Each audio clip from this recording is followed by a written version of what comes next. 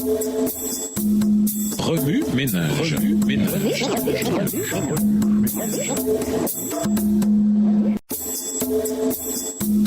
Remue ménage.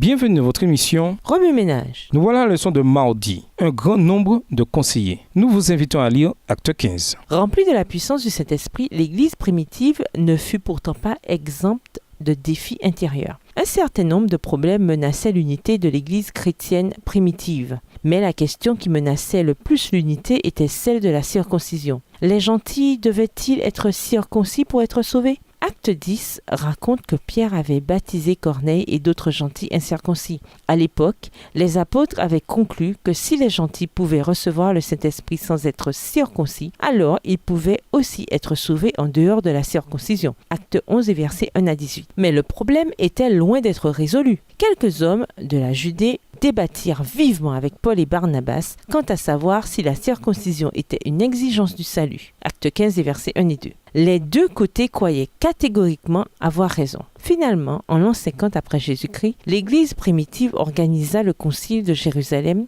pour résoudre, dans un esprit de prière, la controverse. Certains adventistes voient les conciles et l'organisation de l'Église d'un mauvais œil. Ils les considèrent comme étant catholiques et craignent qu'une organisation humaine ne place les plans humains au-dessus de la Bible. Mais le concile de Jérusalem démontre que lorsque le peuple de Dieu se réunit pour chercher avec humilité et prière sa volonté, le Saint-Esprit peut les guider et les guidera. Ainsi, en tant qu'adventistes, nous devons nous garder de deux erreurs.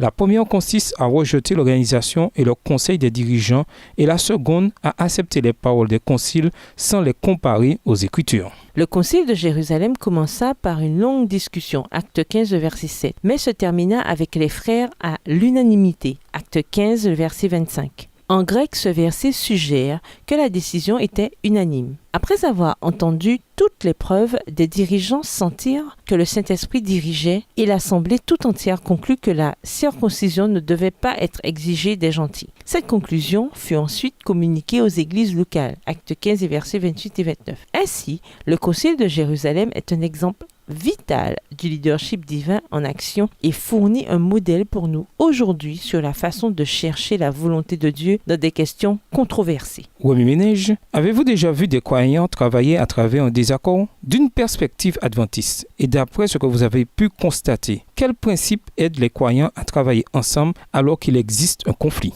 Considérez les tensions générées par le fait de respecter l'autorité des dirigeants tout en les tenant pour responsables devant la Bible. Comment pouvons-nous concilier les deux? Lisez Proverbe 11, verset 14. Comment voyez-vous ce principe à l'œuvre dans le concile de Jérusalem? En quoi est-il applicable à notre propre vie? Au revoir. Et à demain si Dieu veut.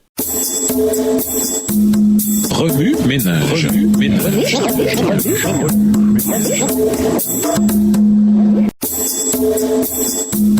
Remue ménage.